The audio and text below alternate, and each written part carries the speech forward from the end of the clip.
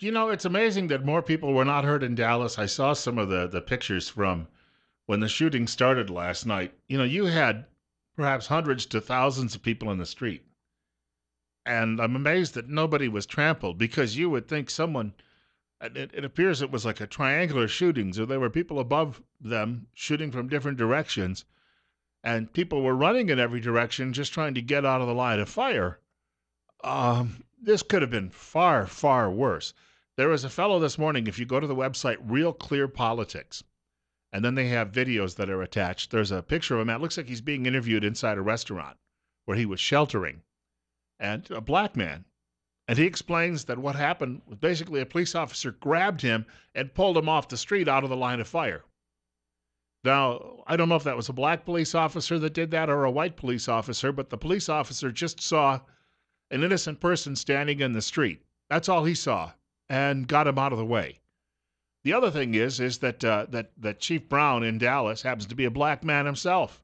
And I saw photographs this morning in the Dallas Morning News from the hospital, and you see a black police officer crying on the shoulder of a nurse. It's one of the most touching photographs I've seen in a very, very long time. And yet you had people out there, because you got to realize if you're a police officer and you're a black police officer, you have a lot of friends on the force who are white police officers and Latino police officers and Asian police officers. They don't look around and see skin color in this situation. And yet the shooters, and we bring this up again because if you claim that you're there to shoot white people and that you're there specifically to shoot white police officers, then that is by definition, from what liberals say, a hate crime. But nobody's going to call it a hate crime. That's not going to happen. And there won't be any hate crime charges for anybody who survived in all of this. And yet we'll just hear more gun control. We need to take more guns away from people. 9 minutes after 9 o'clock. Bill Colley with you on Top Story on News Radio 1310, KLIX, and NewsRadio1310.com. You know what also twists my stomach about this type of thing this morning? Before this shooting took place, this story appeared yesterday afternoon at Christian Post.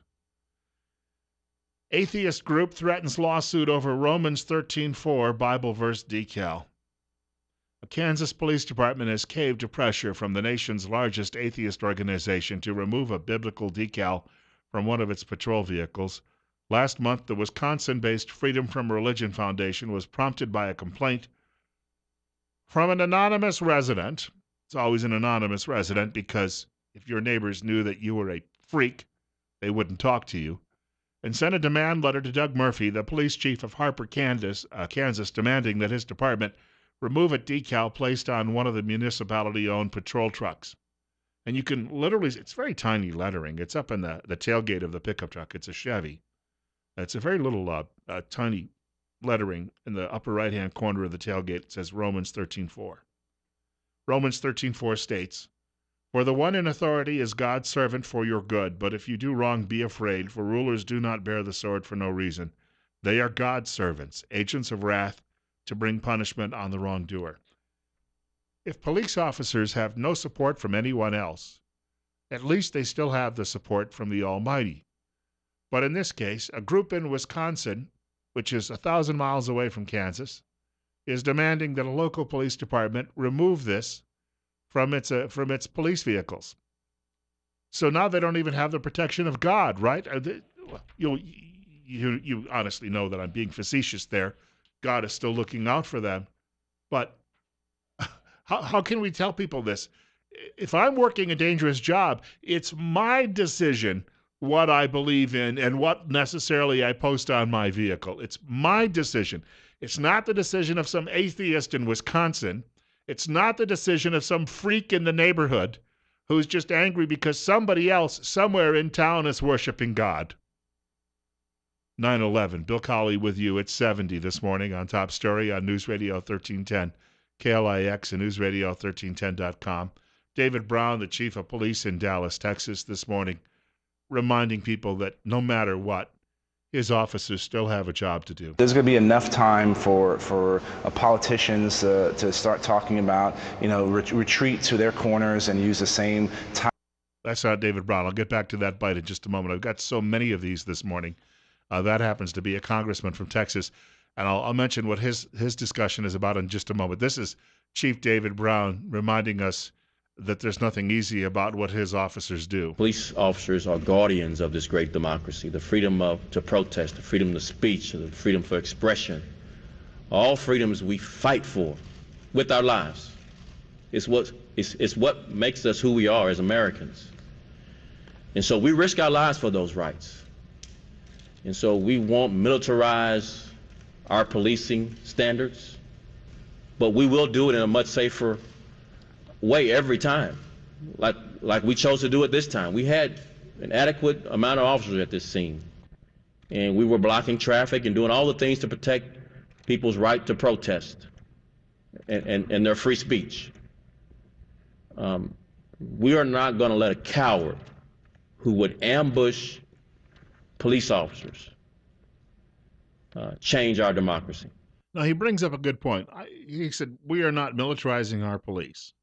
And in the last hour, Captain Tim Miller from the Twin Falls County Sheriff's Department mentioned this, and he referenced that, saying that a lot of the military hardware that had been distributed to police departments and sheriff's departments around the country following 9/11 has been recalled by the Obama administration because of that fear of a militarization of police.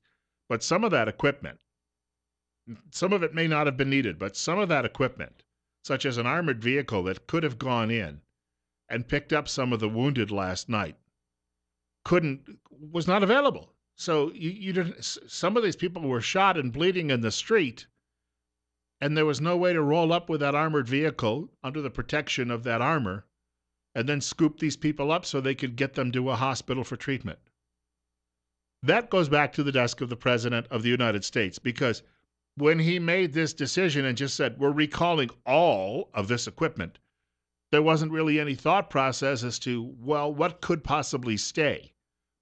Can we recall some of the equipment and then leave something behind that they could use in a dire emergency such as last night? And apparently that never entered the thought process of Barack Hussein Obama. 9:14, well, taking your guns away, of course, is his next step, as he already has said this morning. He's in Europe. If you didn't hear it in the last hour of the program, this is what he had to say today. When people are armed with powerful weapons, unfortunately, it makes attacks like these more deadly and more tragic. And in the days ahead, we're going to have to consider those realities as well. So there you've got it. Guns bad, not so much radical black militants. Guns bad. Gun wrong. Gun killed. That's his point. His reaction to all of this, with 5 corpses still warm and grieving families, is, come to Dallas, I'll take away all of your firearms. And police are bad, of course, as I said yesterday, because they kill more black people and Latinos than they do white people. Oh, they need to be killing more white people and make things even. And you need to protect yourselves from all of these evil cops, but you can't do it with firearms. Nope, I'll give you some sticks and stones. Remember, sticks and stones may break my bones, and words always hurt me because I'm a liberal and language is painful. We have this from a congressman named William Hurd. He's from Texas. He's a Republican. He says there are going to be opportunists now calling for gun confiscation while those corpses still, at this point, happen to be warm. There's going to be enough time for politicians to start talking about, retreat to their corners and use the same tired talking points that they always bring up. But right now, this is about feeling with the families. Now, Hillary Clinton this morning, Hillary Clinton said something to the effect of, my heart grieves, goes out to the families, et cetera, et cetera. Well, she's got to say that, I give her husband credit for one thing. If you're looking at this from a law enforcement perspective, it was Bill Clinton who provided the money in the 1990s to put 100,000 new police officers on the streets nationwide. And, well, crime had already been dropping. Because of 24-hour news cycles that we didn't have way back when, in the 1980s, this really got cranking up when it was just CNN. But we get the impression that there's a lot more violence on the streets than there actually is.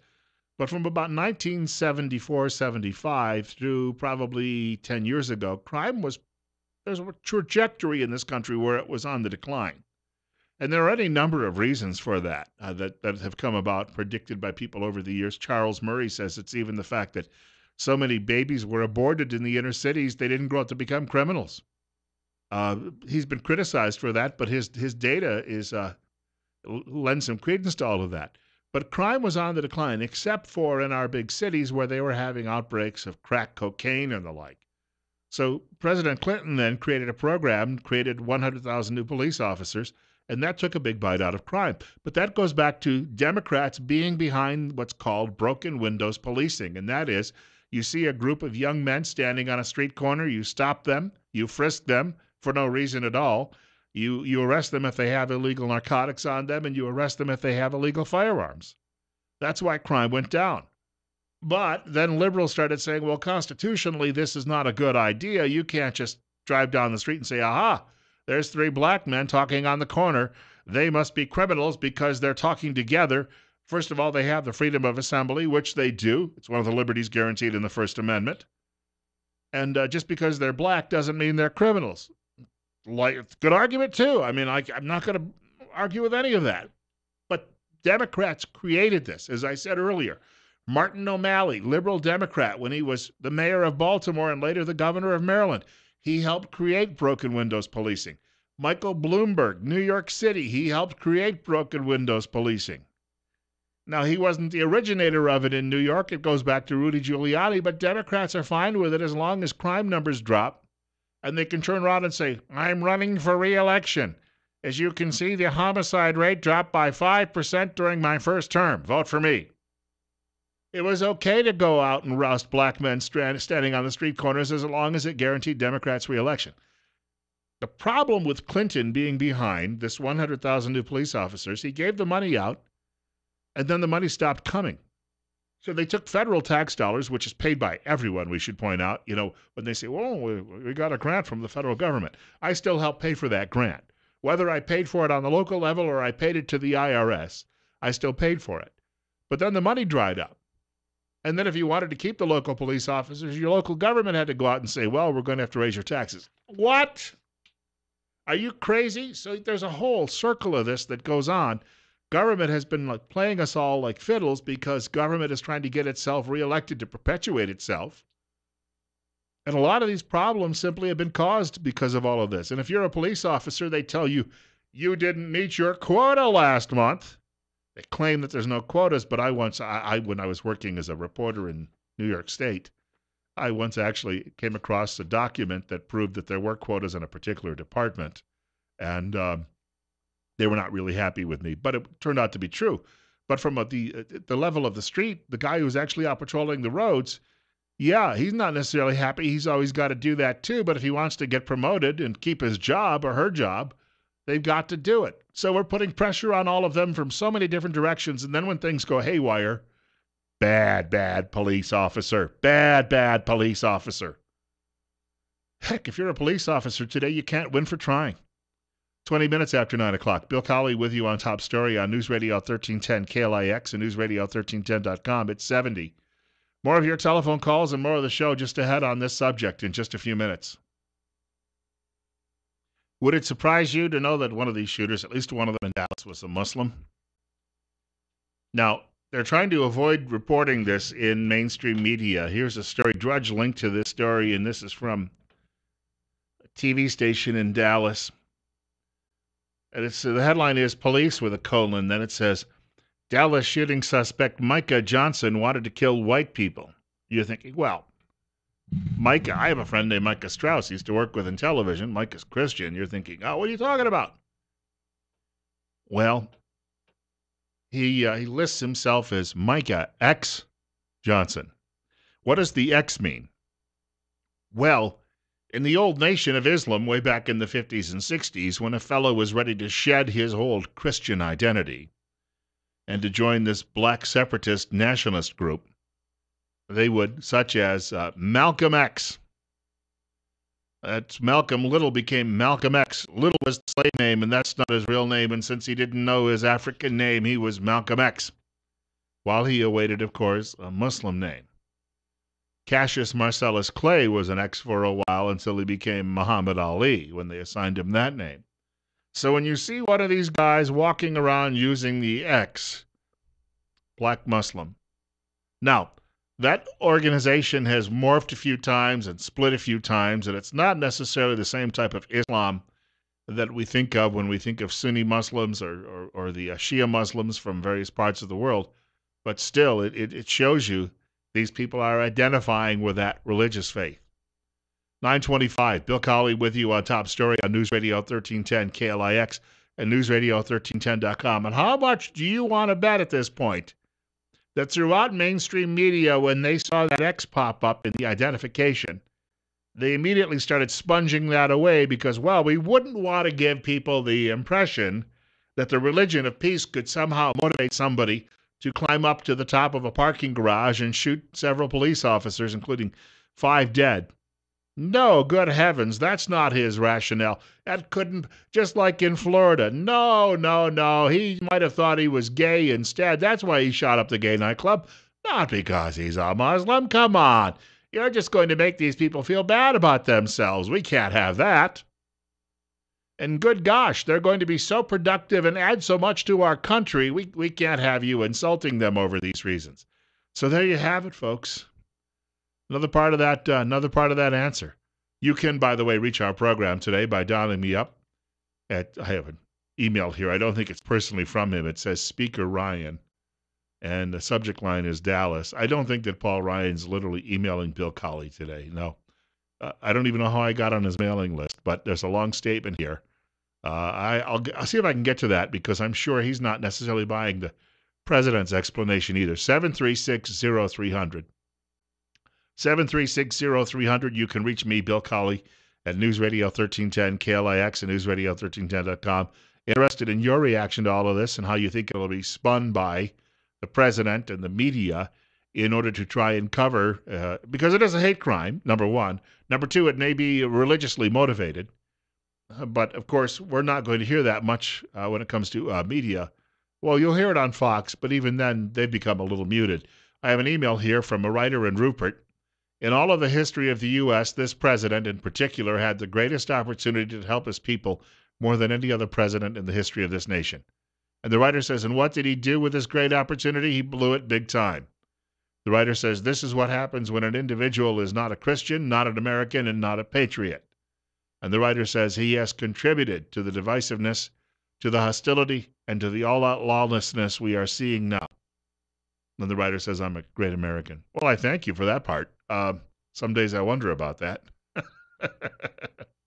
Great Americans are the people who are still, because the president said the other day, we're going to leave a number of troops in places like Afghanistan. The truly great Americans are the people who are willing to interrupt their lives. Did you see the story about the baseball player the other day? He's going to play out his contract, and then he's going to go serve in the Army. We haven't seen anyone walk away from such a big payday like that since, Pat Tillman, many, many years ago. And Tillman paid for it with his life. That's a patriot. That's a patriot. You're on the air. You're up next on KLIX. Morning, Bill. Hey, I wonder if the Democrats realize how racist they're being with these gun confiscation ideas and laws.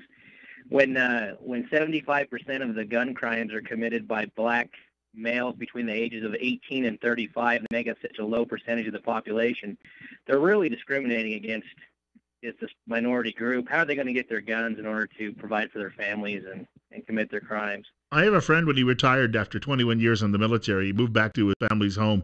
It's now his house in inner city Washington, D.C., and he had also served for a couple of years when he was on active duty at the Navy Yard in Washington. And after the shooting where the fellow killed, I think it was 13 people there, I asked my friend Dave what he thought about it. He said, I think everybody in Washington needs to carry a piece.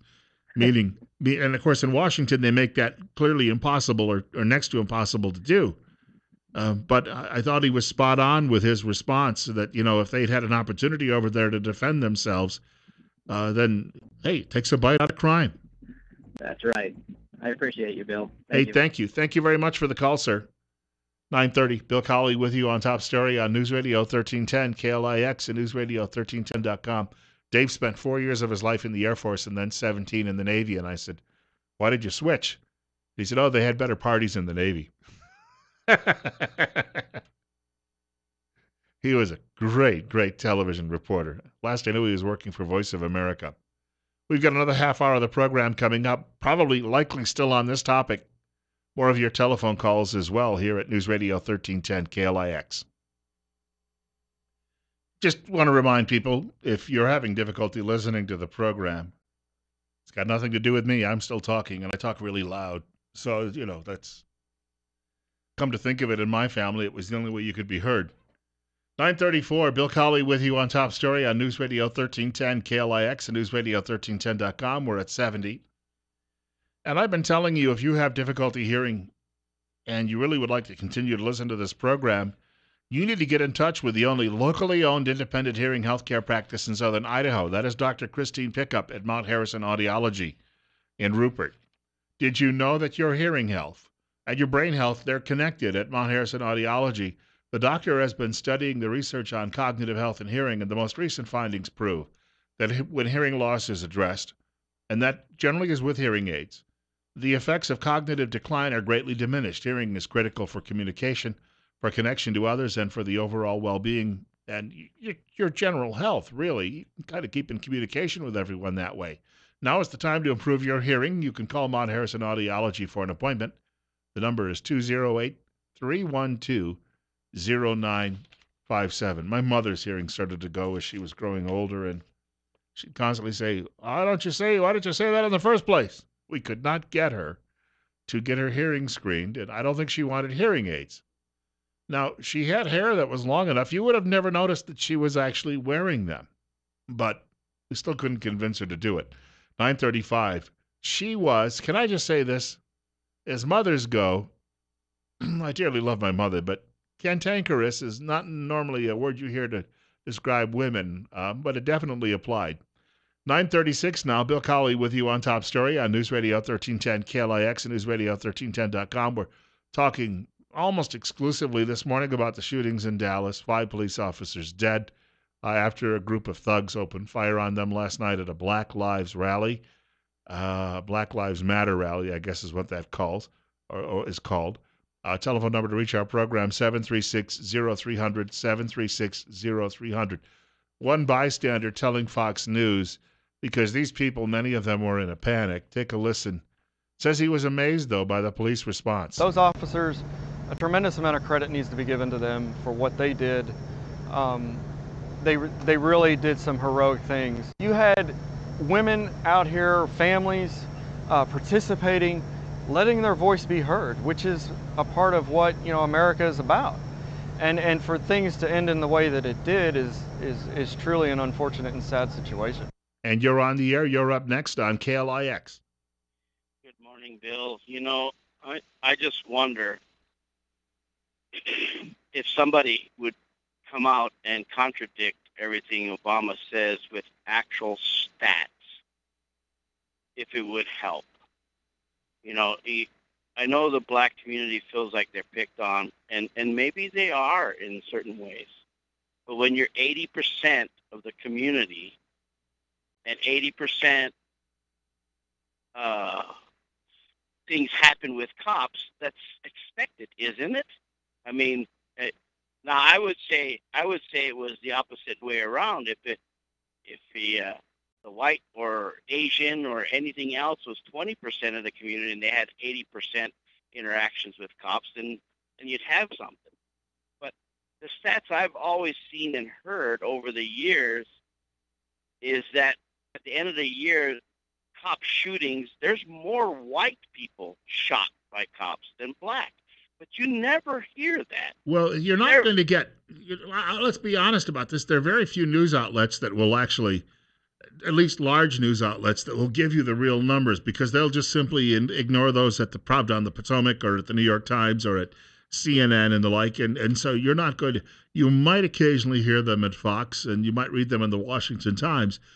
But, Fox, even O'Reilly, who gets, 3 million viewers some nights? That's 3 million out of 335 million Americans. So the message just doesn't get out there. Yeah, that's the point. I mean, it doesn't get out there, but we see it all the time, that there's something going on between a white person and a black person. They want to hide it every time the black person's hitting a white person, but they want to make sure everybody sees the other way. They are promoting this situation and in heightening it to the point that it's going to explode. It's got to. I mean, the fuse can only get so short before it hits the powder. I thank you much for the call. One New York City newspaper has a headline today showing a Dallas police car, and above it it says Civil War. And yeah, I mean we're getting very, very close. You know, the actual fear that you have about all of this is for people in the inner city, because a lot of innocent people who live there are going to end up getting caught in the crossfire. You've got a lot of these dopey gang members who ride around in their automobiles and they turn their, because they think it looks cool, they turn their pistols sideways and just shoot out the window without aiming. That's why so many 3-year-olds get caught in the crossfire. And then you got all the squirrel gun hunters, the guys who've been out hunting squirrels all of their lives in America, white guys, and they could take out a chipmunk at 1,400 yards. So it's there got to be a warning in all of that. It is so sad that so little media really gives you the details. But we've done people down in schools. Look, last week you had who was his name? Mark Dice. He was out on the boardwalk somewhere in California, asking people who it was the United States fought for its independence. You wouldn't believe the number of knuckleheads who didn't know. They'll believe anything they're told any longer. That's why Obama gets away with it. Plus, of course, they get a free lunch out of the deal. Or they think it's free. 940, Bill Colley with you on Top Story. Hey, stretch one of our program ahead. Hopefully more of your telephone calls as well.